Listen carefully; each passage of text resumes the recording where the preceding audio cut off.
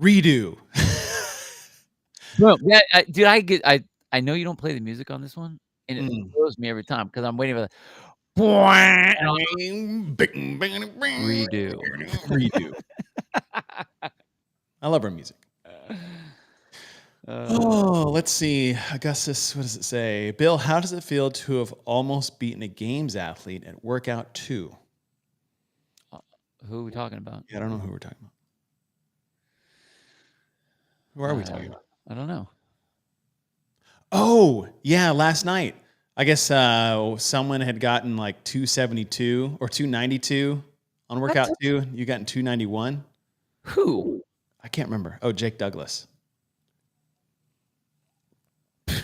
Dude, guess what, bro? Shouldn't be at the games. So I'm gonna say there is no reason at all that some old guy, I don't care how fit that old person is, you have no business being at the games. Yeah. Sorry.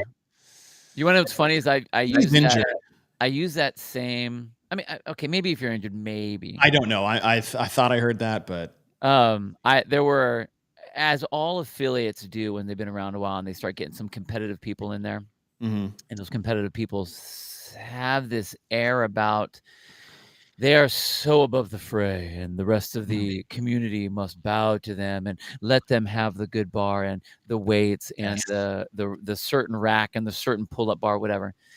I had a group that were they had high hopes, high aspirations. High hopes. And as a competitor myself at that same time, I would kind of bridge the gap between our regular gym goers, which are we're just here to have fun and get fit. Yeah. And the people that are like, my life depends on, I must get that one rep. I need to train all this time. Thanks, Brock. I appreciate that. So I was in the middle. I'm the gym owner. I'm wanting to push these people to help them be the fittest that they can be and, reach that health and wellness that they want. And I want to compete and I understand the goals and everyone's got the different goals. And I had to sit down. There was probably 12 of them, sat them all down. And I'm like, look, you guys, I completely appreciate the dreams and aspirations that you guys have. Like, I feel you. I get it. I mean, you want to compete at the regional level or at these other levels, and you want to go to these big competitions, and you got to train extra long. And we have this nice area over here where you guys are able to do that. I go, but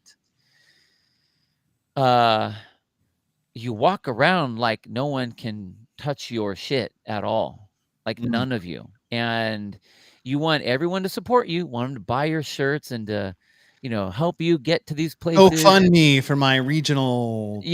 To get 30 exactly. All of that stuff. But yet you walk right through groups of people. You don't talk to them. You're well above them. And I go, look, I hate to tell you, but if I can kick your ass and I'm not going to regionals, who the hell do you think you guys are?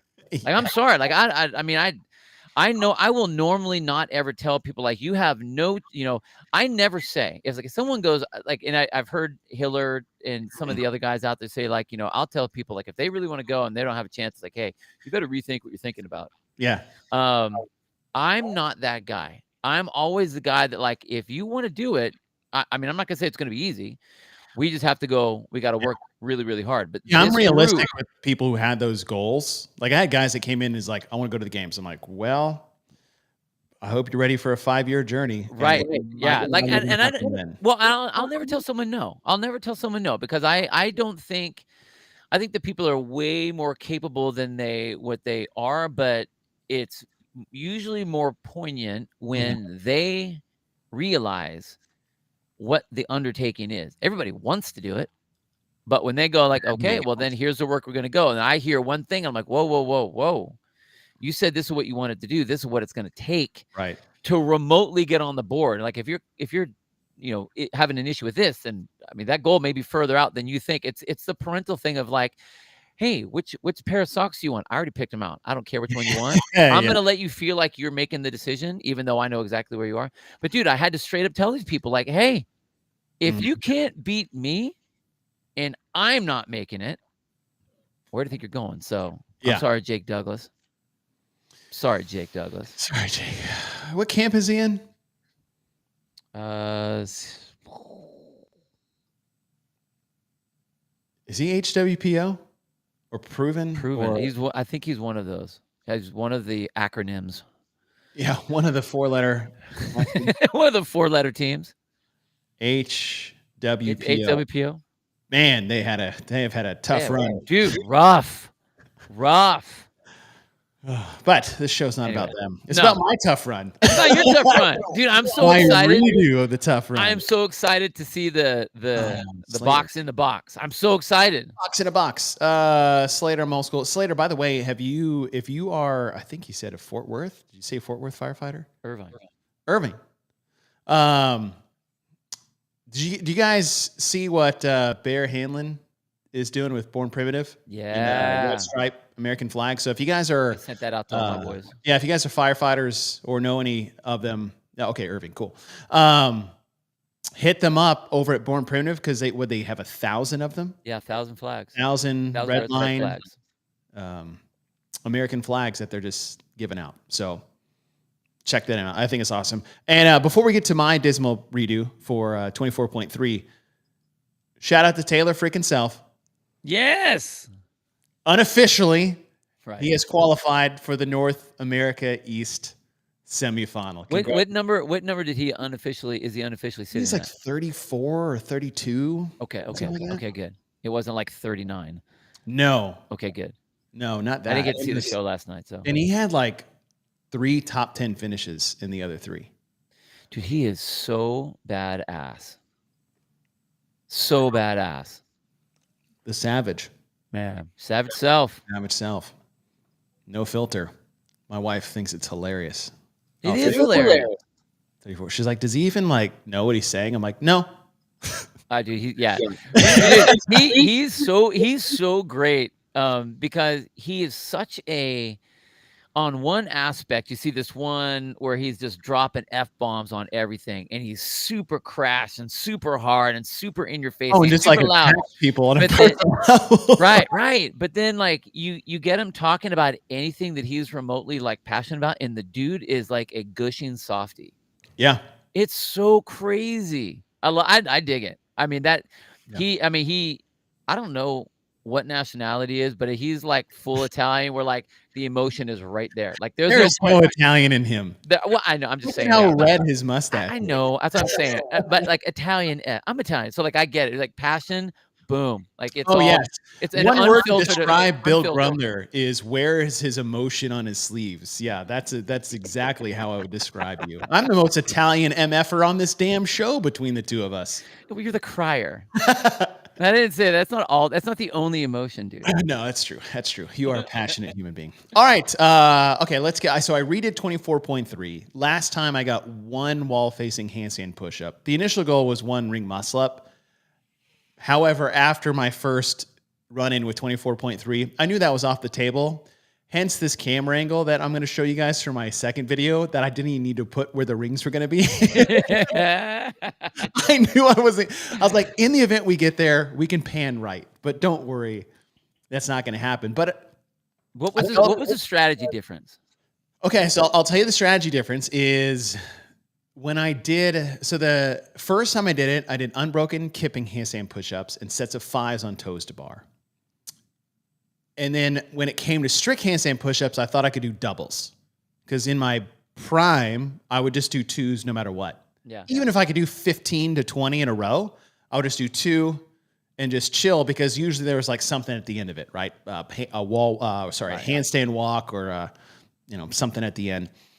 And that didn't work out very well with doubles. I think I did 2 doubles and then that was bad. Singles it is. So I was like, all right, let's try it with singles and see what happens. And that was the only change is I broke up my first set of handstand push-ups. I was like, let's try 6-4. I never felt like I needed to in the first round, but I was like, let's just see, right? So let's do 6-4. I kept the 5s on toes to bar. And then I try to do singles on the strict handstand push-ups, and we'll go from there. Okay. So that was the only change. Put them up. Put them up. All right. Now, Bill had requested something from me is to try to do like a split screen. And I actually figured out how to do a like a picture in a picture. It was a better. So what's going to happen is I'm going to start it. They're going to be like a second off is the best I could do, gang, with the skill sets that I have here. So yeah, they're 1 second apart. So the main screen is my redo, and then the top screen is my first one. And on the first one, I went, like I said, unbroken. But here I was like, okay, 6-4 with just a little shakeout.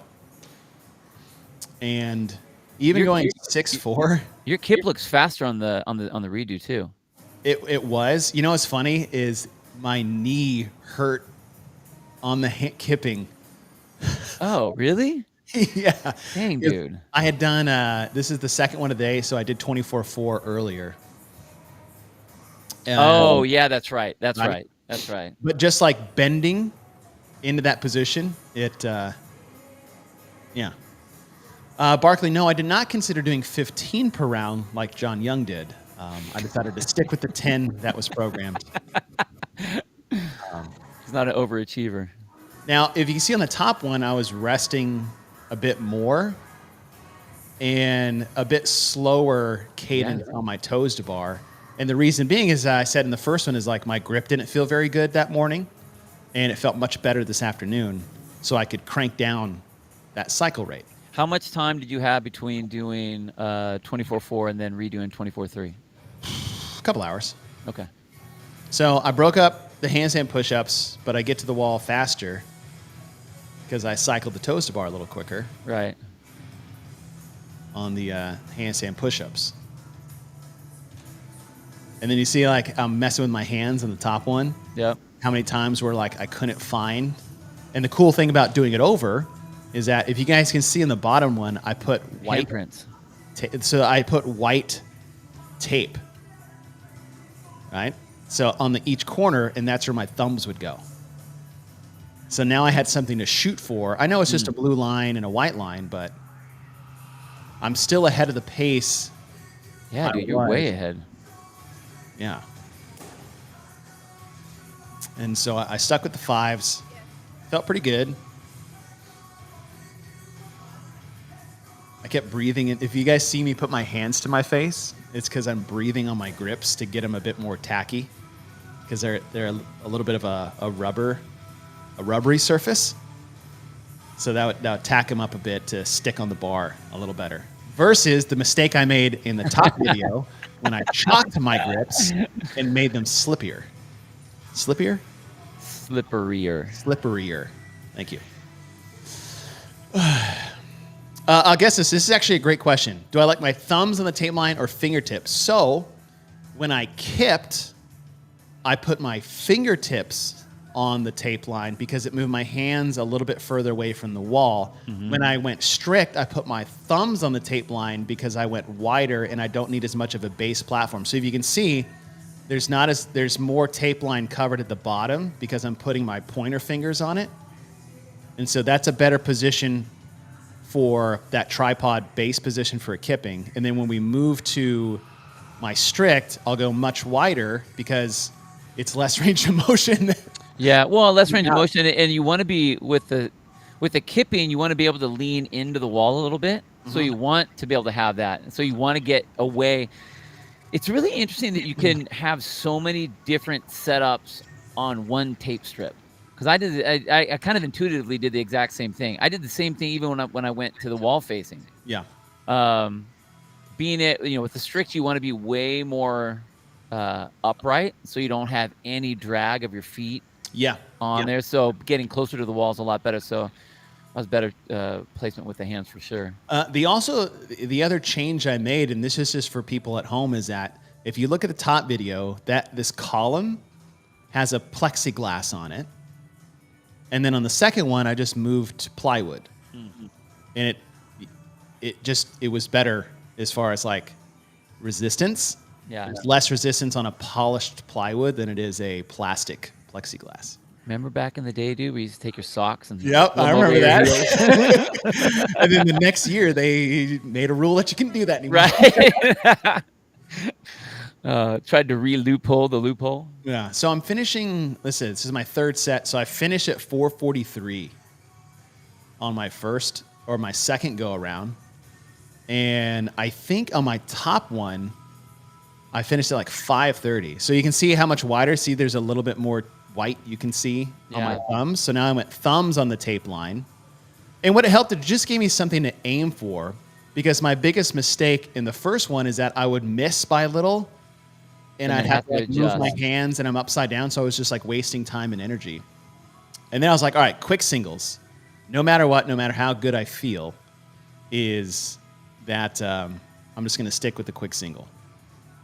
And I mean, it does start to get a little tough, but I'm almost done with my 10. And you can see at the top, I just finished my last set. So I'm about 45 seconds ahead. And I broke up the handstand push-ups more, but my cycle rate on toes to bar were quicker just because I had a better grip on the pull-up bar. That was really the only difference. Do you think it? You may have also had like a time of day type of thing, like you just felt better during. Yeah, it could be. Go around, maybe a little warm up into it. Yeah, and I think another thing too is that on the top video, I had just done. Let's see, I had done the wall ball burpee box jump over workout the day before. And my shoulders and chest and triceps were actually pretty tired from the 120 burpees I did. Yeah. Whereas the second one, I had rested on Sunday completely. I did the clean and jerk workout before in the morning, and everything was just felt a little bit more fresh. I try to focus on not jumping into the rope, Bill, on the first rep here. But I will say that's like my foot grabs for the rope this day just felt terrible. Did you hate that? It's just annoying. So it's funny. You have your knee sleeve down. I pulled out my knee sleeve for the little protection there. Yeah. And I still got the burn. What does it go underneath? It must have. I don't know. Yeah. So with my knee sleeve though, I invert it. No, totally. Same thing. And I pull it down over my shoe. But I do. Do you wrap? Do you Spanish wrap? No. But I think what I do, I'm waiting to watch your feet here. I do descent. So I step up my bottom foot. So your feet are kind of together. My bottom foot comes all the way up on top. So I get like that double bite. Oh, got it. It's like it's a solid. You wrap it over the top. I should have done that. Honestly, I was just trying to do that side crawl to be quicker with my feet and have less on my hands. But look at the top. I'm still doing handstand push-ups from the first round because I did 2 sets of 2 and just put myself into the red line. And that was the thing, right? And I don't remember, but I might have finished my rope climbs. Oh, shirt's off. I also saved the shirt off for halfway through instead of wasting the beginning because it usually gives you a good boost. So yeah, I'm back on my handstand pushes for the second round, and I'm not even done on the first round because I opted for singles instead of do 2 doubles, try to do a second set or third set of doubles, realized I went too far. In 4 reps, I pushed myself off. Up by a minute. Yeah. Shit, more than that, dude. Wow. More than a minute. Yeah. Because I'm not even back to my second round of shitty handstand push-ups at the top one. Dude, that's crazy. I mean, that's how gymnastics are, though. Yeah. You're either under the line or you're resting because you're done. There's no like, well, I can kind of maneuver my way. You're just going to stand there. Oh, let me run that back. I do my best Miley Cyrus wrecking ball routine. Look at the top. It's like, cue the music. It's like, where do you use it? Long jump. Wrecking ball. Oh, Lord. And then you can see my self-paced governor at the bottom. I walk around the rope. Yep, I see it. I'll let you know, spoiler alert, I drank no water and I didn't sit on the rope to rest like I did in the for the box for 24.2. But I stacked with the singles. And then here I was a little curious because, okay, I feel like I'm ahead of pace. They've told me where I'm at. It's getting a little tougher. Knowing full well, I was like, I'm probably not getting to the rings. But there was a part of me, I was like, maybe here. Yes, Keith. No redos always means there will be redos. Yes. That's true. Keith, we need to have you on Jeopardy, by the way. Oh, yeah. He'd be good on there. We need to let you. I hit up Chad Schroeder, and he said he's game. Oh, really? Yes. The three-eyed raven. Is he going to come out? You're going to have to make sure I'm that gonna he see puts if he comes out on Friday. his brown suede 5-fingered shoes up on the camera. Put his foot up there. Totally. All right. Okay, so I'm done. Wow. Second set of handstand push-ups. And I just finished my rope climbs on the first try. And then I get one here. So I had 5 minutes to get to the rope. And then I'm over here just struggle bussing at the top. So if you guys are showing you the first, the picture-in-picture one is my first attempt at 24.3. And then you look so much better on that bottom one. I mean, it's amazing. It's amazing when you can hold yourself at your correct pace. You know what I mean? And I'll say just like generally across the board, when you're at your correct pace and you don't look like you're barely holding on for dear life. I mean, look at you're all squatting down up at the top. The bottom one, you're like a round ahead and still moving and still well within your ability to keep competing. Yeah. So I think I have one rope climb left. So my time check on the top one, you guys will see here, was 14:30 in my first go. So I finished my last set of rope climbs at 14:30. Here, this is my last one. I went out 3 minutes faster on the second go around. This is why I redo things. I went out 3 minutes faster by doing 6-4 in the handstand push-ups, which I didn't do in the first time. I did 10s, kept the 5s, and then singles on the strict. And I got my 1. So now I'm tied at my score that I got last time with 1. The other one is like I could cartwheel into a full wall. I tried to cartwheel on that column in warm-up, and I just about killed myself. Now, here's where it gets fun, Bill. Oh. Wow, that was long, dude. That was like a 10-second handstand push-up rep. That was like a Dave Castro deadlift right there. It gets so much better. That was when I was like, uh-oh. So the dreams of maybe I could get through. I mean, I had 3.5 minutes for 10. So I kick up, get my palms on the line, go down for my third rep, and then reality. So I'm like, well, I did better. Now I just got to navigate the next 2 minutes. I walk over and see how much time I have left. Meanwhile, at the top, I'm still struggling on handstand push-ups, but these are my strict of the second round of the first time. And I still have 2 minutes left, and then the rope climbs. So now I'm getting to the rope with less than 2 minutes to go. On the bottom, I have 2 wall facing in. I just failed my third one.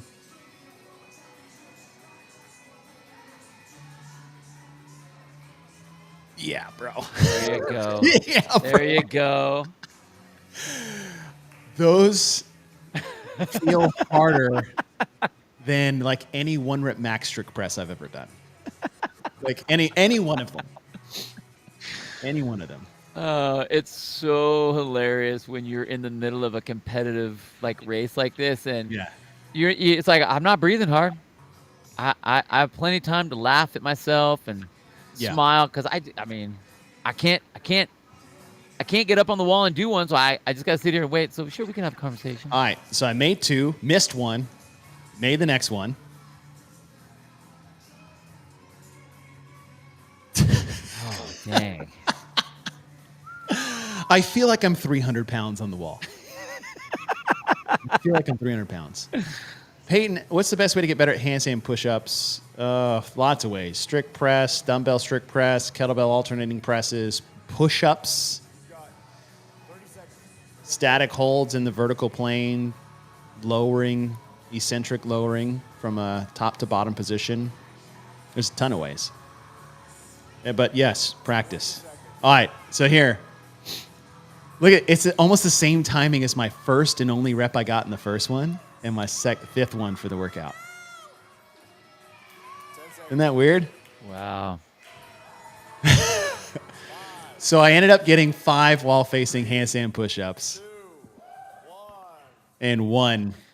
Well, it looks like it's, just a couple more reps, but dude, the time frame of that, like even if you were to take the tempo of what you did, just because you got 1 up there, those are like 45-second reps. Yeah. You know what I mean? So they were hard. You beat it by 4 reps, or was it 4 reps? 5 reps? I beat it by 4 reps. Okay, so beat it by 4 reps. I mean, you're looking at almost 3 minutes on that. Oh yeah, 3 minutes faster. I felt way better. Yeah.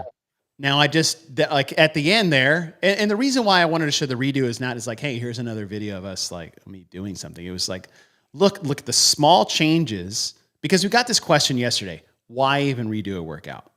Right? Because now I know more about myself and what my capabilities are right now that I can take into training for the next year.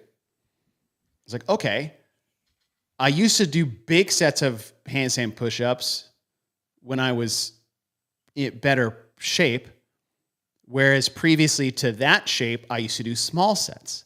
So I incrementally got better. Well, now I know that listen, I'm not where I was, and now I need to go back to where I started and retrace my steps of how I got to where I was. And it clearly paid off in a big way. Well, I think that for most people, especially in a gymnastic workout or elements of gymnastics in a workout, is thanks, Kevin. Kevin, dang, thanks, dude. That's awesome. And you're very consistent with your strategy on this kind of stuff, is breaking stuff up early. What's crazy is when people break things up, but it's the break is not enough. And so what I like what you did was you're like, it's 10 regular handstand push-ups. Why would I come down at 6? Right. Like I could be up there for a lot, but what that was able to afford you, like that one break on those 3 rounds helped you so much going into the toes to bar, which got you ahead. And then even this, even the singles, not trying for the set of 2, but being like, I'm doing singles. Yeah. And being diligent with the rest on that. Yeah. It doesn't bother me. That is a I have athletes now that are cusping that probably top, probably 10%. Okay. Right in there. And that is always the question. Yeah, but I can do all of like, dude, bring the number down. Yeah, I know, but and it's so hard to get athletes to just buy into that and just do sets of 5 or a 6 and 4 or whatever. Like, really, it's only 10. I know it's 10, dude. Yeah. I know you got big bowling ball shoulders. Right. So what? It's not the first round. It's not the first 3 rounds. It's what that does for the next 2 and 3rd and 4th element. So yeah, that's cool. I love that. I was stoked you were able to do like box in the box. That was rad. Thanks. Yeah, I was like, I got to figure this out because it'd be much better to see it in person. And I'm glad it lined up a second apart. That was also really cool. But yeah 3 minutes faster, breaking up everything more. Crazy. And being a bit more rested, right? I woke up that morning, Saturday morning after the burpee box jump overs, and I was like, ooh, okay. I feel those. Totally. I feel those. So, all right. Good. That's it, folks. That is the end of my quarterfinals journey. No more redos. Next on the docket, what we got tomorrow? We got tomorrow. Same time.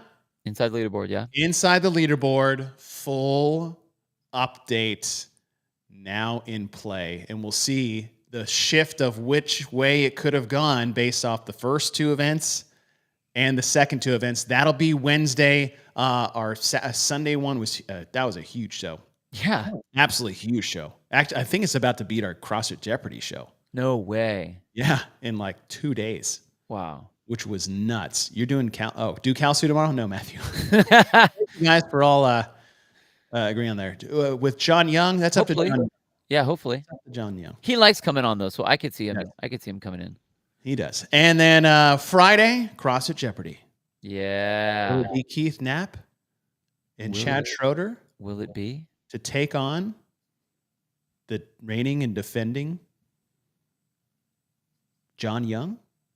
We shall see. That'll be cool. But that'll be Friday. So see you guys tomorrow for Inside Leaderboard, final recap, and Friday for CrossFit Jeopardy. And then we'll see what happens this Thursday with Get With The Programming's analyzing of quarterfinals. But other than that, Bill, thanks for hopping on. Thank you guys for following along too. You guys are so supportive. It does not go unnoticed. Yes, Dewan Jung. I cannot believe that's a real person with John Young on the show. But no, really, guys, I really do appreciate all the kind words, the support, the sentiment. It does not go unnoticed, and it does not go unappreciated. So it means a lot. But yeah, all right. We'll see you guys tomorrow. Thanks for rolling with us today. And good luck to everybody going to semifinals. Hope you got your videos in check because video review is underway.